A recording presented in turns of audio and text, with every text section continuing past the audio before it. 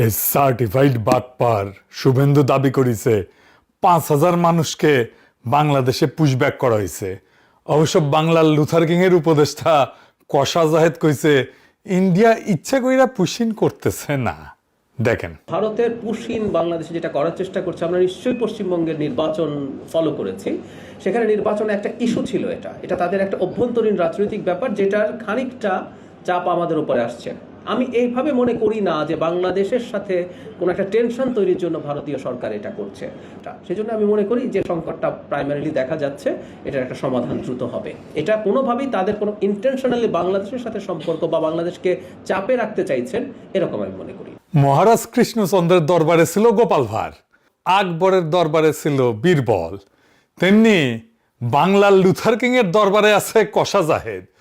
ওরে আর কি বলবো জানি না। আমরা মনে করতাম শিলং সালাউদ্দিন, ইকবাল মাহমুদ টুকু, আমির খসরু, মির্জা ফখরুল, মেজর হাফিজ এরাই বিএনপির মধ্যে ইন্ডিয়ান মাল। এখন দেখি কশা জাহেদ সবার বাপ হইছে। অন্যরা তো দেখতেছি দুগ্ধবর্ষী শিশু। তেল হয়েছে কেমন দেখিছেন? আগে তো কুইতা কুইতা কথা কইতো, এখন শরীরের তেল জমিছে, কলকাতা হারবাল খাইছে। বুঝিছাও, আমাদের ট্যাক্সের পয়সায় ইন্ডিয়ার জন্য জাস্টিফিকেশন তৈরি করতেছে। আবার কয় ইউনুসের টাইমে যে সম্পর্ক আছিল সেই সম্পর্ক থেকে বাইরে হয়ে আসতেছে। আমরা বিভিন্ন পর্যায়ে যখন কথাবার্তা বলেছি, আমার নিজেরও কিছু কথাবার্তা হয়েছে, তারা বাংলাদেশের সাথে 5 আগস্ট পরবর্তী সময়ে ডক্টর ইউনুস সরকারের সাথে যে ধরনের পরিস্থিতি ছিল সেটা থেকে তারা বেরিয়ে আসতে চান। দুই দেশই চায় সে। আমাদের সাথে নাকি ভালো সম্পর্ক চায় ইন্ডিয়া।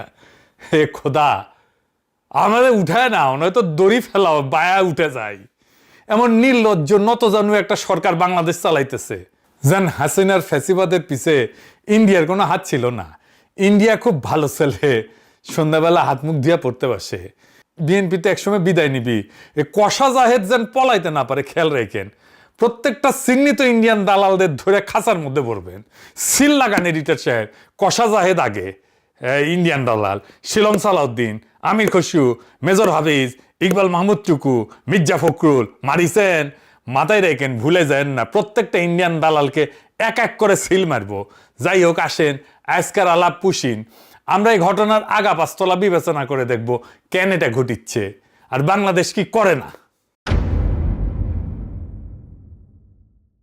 দেখেন, কাঁটাতারের ওই পারে একদল মানুষ, মেয়ে আছে, পুরুষ আছে, কোলে বাচ্চা আছে, তারা বাংলায় কথা বলে। তাদের পকেটে ভোটার কার্ড আছে, আধার কার্ড আছে, প্যান কার্ড আছে, তবু তাদের ধৈর্য আয় না। রাতের অন্ধকারে সীমান্তে দাঁড় করে দেওয়া হয়েছে, বলা হয়েছে তোমরা বাংলাদেশি, তোমরা ওই পারে যাও। এখন আমি আপনাদের একটা সহজ প্রশ্ন করি, কেউ যদি সত্যি ভারতের নাগরিক হয়, ভারত তারে বাংলাদেশে ঠেলা দেয় কেন? আর কেউ যদি সত্যি বাংলাদেশি হয়, তাহলে কাগজ দিয়া, তালিকা দিয়া ভদ্রভাবে ফেরত পাঠায় না কেন? এই রাতের অন্ধকারে গেট খুলে মানুষ ঠেলা দেওয়া, এটার নাম কি? এর কি জিনিস? এটা একটা নাম আছে পুশিং বা পুশব্যাক। আর আজকে আমরা দেখবো এটা নতুন কিছু না, এটা পুরানা খেলা। এটা প্রতিবার একই সময় একই ছকে ফিরে ফিরে আসে। চলেন দলিল ধইরা আগাই, কবে কবে এটা হয়। পশ্চিমবঙ্গে নতুন সরকার এসেছে, বিজেপি সরকার।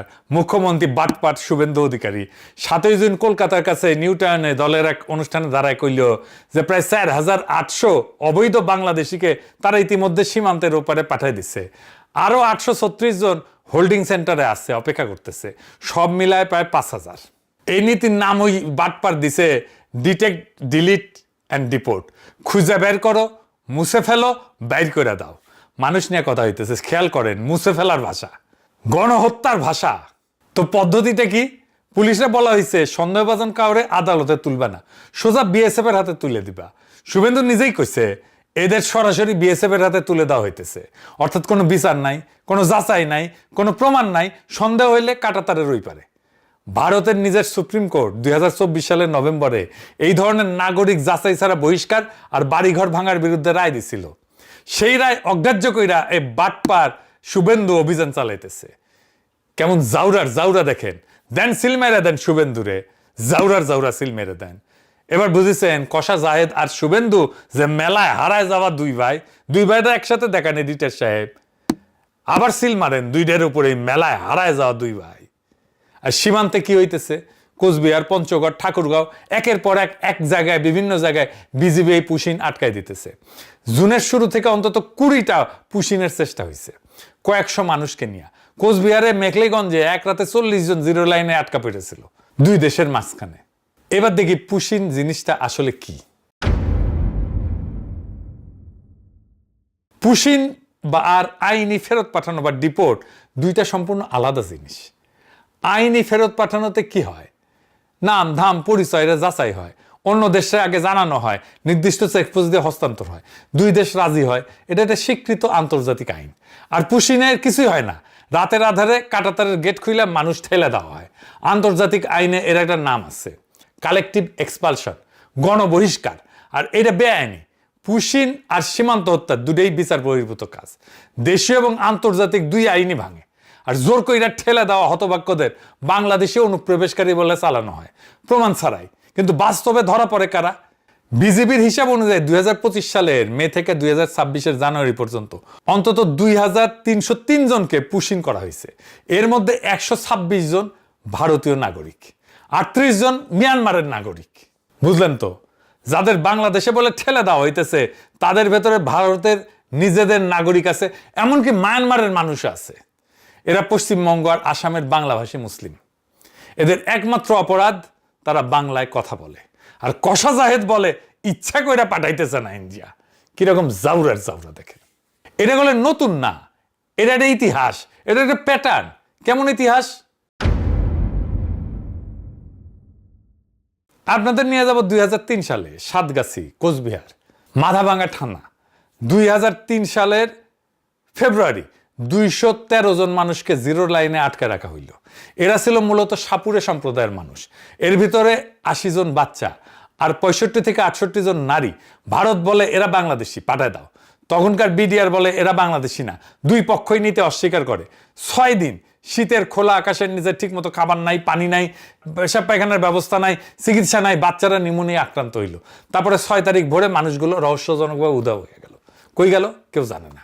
অ্যামনেস্টি ইন্টারন্যাশনাল এরা কইছিল স্বেচ্ছাচারী গণবহিষ্কার। 2003-এ কেন্দ্রে কারা ক্ষমতায় ছিল? ভারতের অটল বিহারী বাজপেয়ী সরকার, বিজেপি। অর্থাৎ পুশিনের সাথে বিজেপির সম্পর্ক আজকের না, 23 বছরে পুরানো। তাহলে কংগ্রেস কি ধোয়া তুলসী পাতা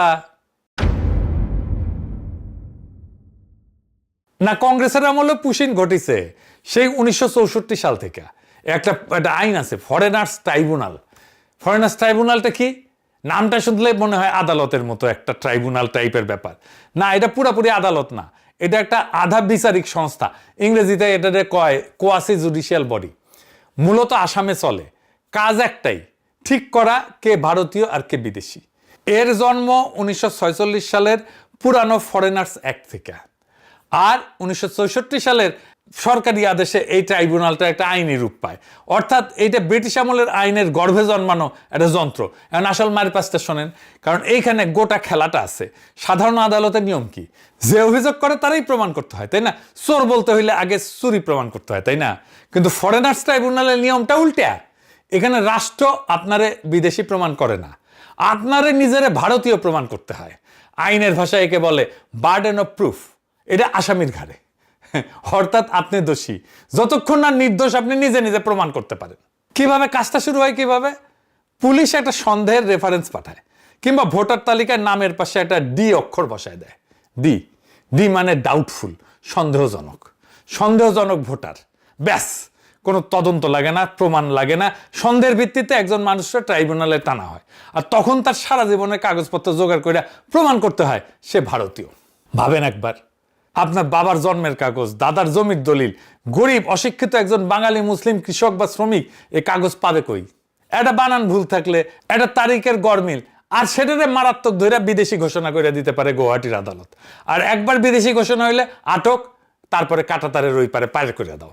এই ট্রাইব্যুনালের সদস্যরা আবার স্থায়ী বিচারক না, রাজ্য সরকার চুক্তিতে নিয়োগ দেয়। আর করে কি, এদের উপর একটা চাপ থাকে। কত বেশি মানুষকে বিদেশি ঘোষণা করতে পারলো তার উপরে এদের পারফরমেন্স মাপা হয়।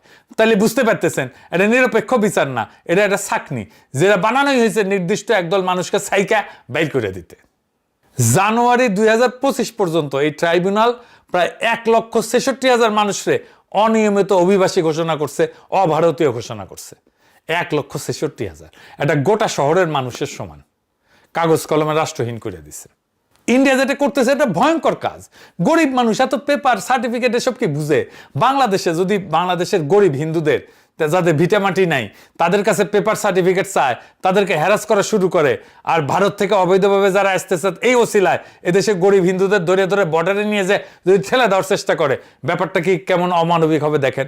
কোনো সুশীল কষা জাহেদ বিএনপির মুখে এই সমস্ত শুনবেন না, কোনো আন্তর্জাতিক মিডিয়াতে এই সমস্ত কিছু পাবেন না। কোনো মুসলিম দেশ এই কাজ করলে দেখতেন সবাইকে আউকাউ লাগাই দিত। কিন্তু একটা মজার জিনিস কি জানেন, আওয়ামী লীগ ক্ষমতা থাকলে পুশিন হয় না। কেমনে? ইন্ডিয়া 1980-র দশক থেকে হাজার হাজার মানুষকে পুশব্যাক করে আসতেছে। ক্ষমতায় কে? এরশাদ আর জিয়া। 2003-এর বড় হয় পুশিন। ঢাকায় তখন কে ক্ষমতায়? খালেদা জিয়ার সরকার। আর এখন 2026 আওয়ামী লীগের আমলে একটাও পুশব্যাক হয় না। এর সাথে মিলান শান্তি বাহিনী কখন হয়? যখন আওয়ামী লীগ ক্ষমতায় থাকে না। এটা কি নিছক কাকতালীয় ব্যাপার? আওয়ামী লীগ ক্ষমতায় থাকলে দিল্লি পুশিন এড়ায় চলে, কারণ এতে বন্ধু সরকার বিব্রত হয়। আর আওয়ামী লীগ না থাকলে দিল্লির খরচ কমে যায়, তখন ঢাকা শত্রু হইয়া যায়, চাপে রাখা যায়, আবার ভিতরে হিন্দুত্ববাদী বহুত চাঙ্গা করা যায়। এক ঢিলে দুই পাখি। হিউম্যান রাইটস ওয়াচ নিজেই বলছে পশ্চিমবঙ্গ আর আসামের নির্বাচনের আগে রাজনৈতিক ফায়দার জন্য এই অভিযান জোরদার করা হয়েছে। এইবার আসেন দেখি ইন্ডিয়ার যে যুক্তি, এটার জাউরামু, আর লুথার কিং এর সরকারের বাগাড়ম্বরটা দেখি। পশ্চিমবঙ্গে বিজেপি জিতলো, তার পরের দিন 5ই মে বাংলাদেশের পররাষ্ট্রমন্ত্রী রজার খলিল কইল যে পশ্চিমবঙ্গে ক্ষমতা বদলের পর পুশিন ঘটলে বাংলাদেশ ব্যবস্থা নেবে। করা কথা। হ্যাঁ, হুমায়ুন কবির পররাষ্ট্র উপদেষ্টা ও কইল যে সীমান্তে মানুষ মারা হইলে বা ঠেলে দেওয়া হইলে আমরা বৈশা বৈশা দেখবো না। ওরে বাবা রে! হ্যাঁ, তালেবর হ্যাডমের। হ্যাঁ, আর কষা জাহেদ কয় সম্পর্ক মেরামত করবে, প্রতিরোধের কূটনীতিও করবে, আবার সম্পর্কের মেরামতের কূটনীতি করবে। দুইটা একসাথে চলে না। সরকার পুশিন নিয়ে তো বসে আছে, তো পুশিন তো করতেছে নানা জায়গা থেকে। বসে আছিস কেন হারামজাদা? মাদার আছিস কেন? ইন্ডিয়ান হাই কমিশনারকে দায়িকায় জিজ্ঞেস করা দরকার ছিল এসব কি হইতেছে। জাতিসংঘে দৌড়াদৌড়ি করতেছে না কেন? হ্যাঁ, দোভালরে তো রজার খলিল দাওয়াত দেয়, ইন্ডিয়া গিয়ে নায়র খেয়ে আসলো সবাই মিলে, আবার কয় বৈশা থাকবো না। জাউরামির সীমা পরিসীমা নাই, ফাউলের ফাউল। বাংলাদেশে 8,500 অবৈধ ইন্ডিয়ান আছে, পাশায় লাথি দিয়ে বাইর করে দেওয়া হচ্ছে না কেন? কেন এদের জন্য ডিটেনশন সেন্টার বানানো হইতেছে না? ধর বাংলাদেশি ধর বইলা যে শুভেন্দু ধাওয়া দিছিল, দেখেন আবার এডিটর সাহেব।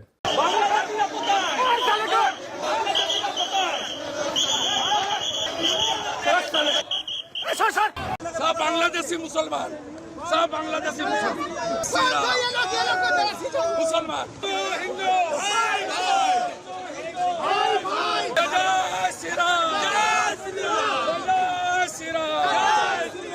দেখেছেন, আমরা বলি এখন পাবলিকরে ধর অবৈধ ইন্ডিয়ান ধর কইয়া ধাওয়া দিতে কমো। ওই আবার জাতিসংঘে নাকি রজার খলিল কিবা হইছে, বাংলাদেশের সফট পাওয়ার নাকি আকাশে উঠিছে। হ্যাঁ, তো জাতিসংঘে যায় কিছু করে না কেন? জাতিসংঘের একটা নীতি আছে, এটা ফ্রেঞ্চ শব্দ, নন রিফুলম নাম। যাচাই ছাড়া বিচার ছাড়া কাউরে জোর করে সীমান্তের ওপারে ঠেলা যায় না। এটার মানে হইতেছে এই আইন, এটা আন্তর্জাতিক প্রথাগত আইন। জাতিসংঘের মানবাধিকার পরিষদে বাংলাদেশ চাইলে এই ইস্যু তুলতে পারতো, তোলে নাই কেন? কিছুই করে না কেন? আর কয় বৈশা থাকবো না। হ্যাডমের জাউরা। এখন আসেন যুক্তির কথায় আসি। ইন্ডিয়া বলে লক্ষ লক্ষ বাংলাদেশি কাজের খোঁজে ভারতে ঢুকতেছে। আচ্ছা, ঢুকবে কেন? মানুষ তো গরিব জায়গা থেকে ধনী জায়গায় যায়। বাংলাদেশ কি ভারতের এই সীমান্তবর্তী রাজ্যগুলোর চাইতে গরিব? আসেন সংখ্যায় দেখি। বাংলাদেশের মাথাপিছু জিডিপি এখন $2,500 থেকে $2,600। এই সংখ্যাটা মাথায় রাখেন। এবার সীমান্তের ওপারে তাকান, পশ্চিমবঙ্গ, পূর্ব ভারতের সবচেয়ে উন্নত রাজ্য, যেটা গর্ব কইরা দেখায়, তাদের মাথাপিছু জিডিপি কত? প্রায় $2,100, মানে বাংলাদেশের চেয়ে নিচে। আর বিহার ভারতের সবচেয়ে গরিব রাজ্য, মাত্র $1,100 ঘরে, বাংলাদেশের প্রায় অর্ধেক। এই বিহার থেকে কিন্তু সবচেয়ে বেশি শ্রমিক যায় সারা ভারতে ছড়ায় পড়ে। বাংলাদেশের সীমান্তে ভারতের যে রাজ্যগুলো, সে রাজ্যগুলো তো সবচেয়ে গরিব। কোন দুঃখে বাংলাদেশ থেকে কেউ পশ্চিমবঙ্গ বা আসামে যাবে বা বিহারে যাবে? যাদের ধরা হয়েছে তারা কই কাজ করতো? হিউম্যান রাইটস ওয়াচ বলতেছে এরা পশ্চিমবঙ্গ থেকে কাজের খোঁজে গুজরাট, মহারাষ্ট্র, রাজস্থান, উত্তরপ্রদেশ, ওড়িশা, দিল্লিতে যাওয়া বাঙালি মুসলিম।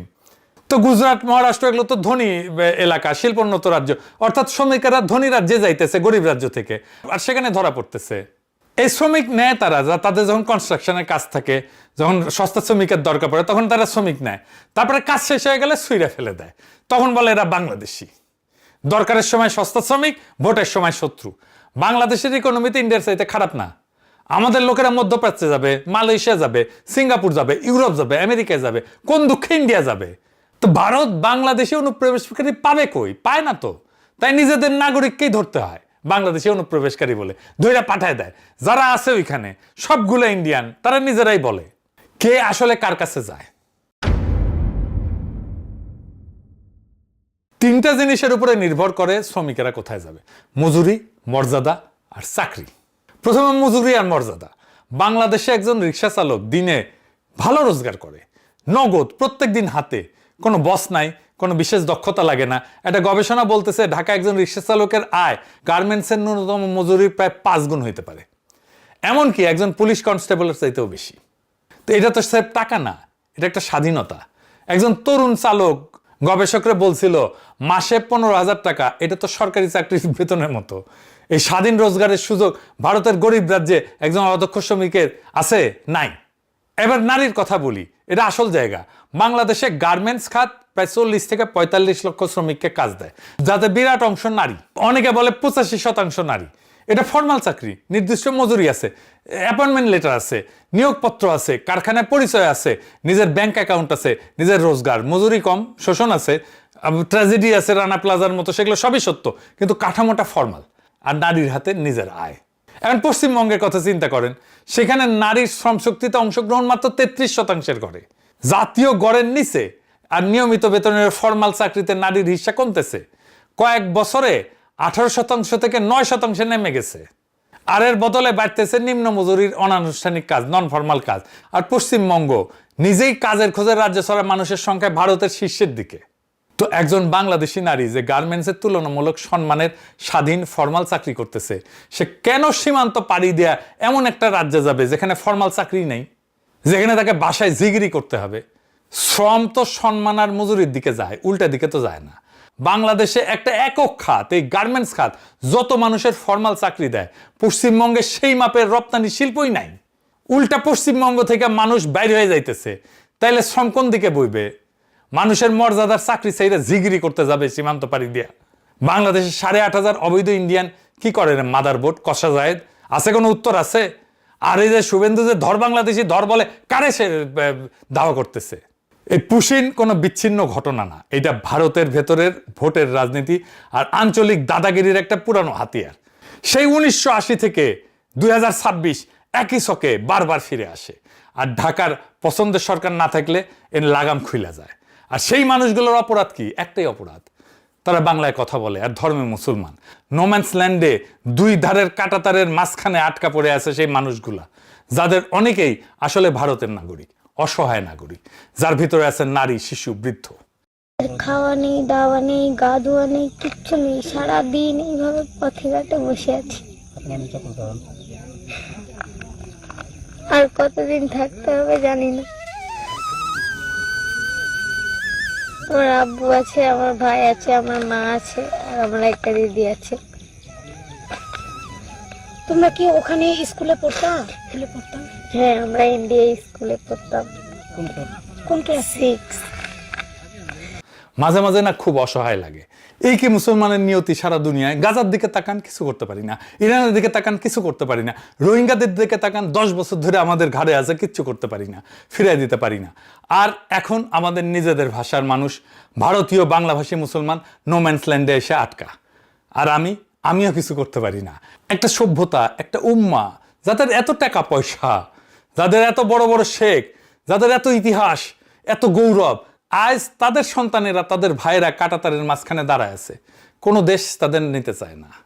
কিন্তু একটা জিনিস আমরা পারি, আমরা মনে রাখতে পারি আর বলতে পারি, আমরা দলিল করে রাখতে পারি, যাতে কেউ একদিন বলতে না পারে আমরা জানতাম না, আমরা দেখি নাই। ওই কোলের বাচ্চাটার মুখ, ওই বুড়া মানুষটার চোখ, অন্তত ওইটুকু মনে রাখি। এইটুকুই আজ আমাদের হাতে। ওই মানুষগুলোর জন্য একটু দোয়া কইরেন, খোদা তাআলা তাদের হেফাজত করুক। তারা যেন সসম্মানে একদিন তাদের নিজেদের ভিটায় ফিরে যাইতে পারে, সেই কামনা করি। ইনকিলাব জিন্দাবাদ।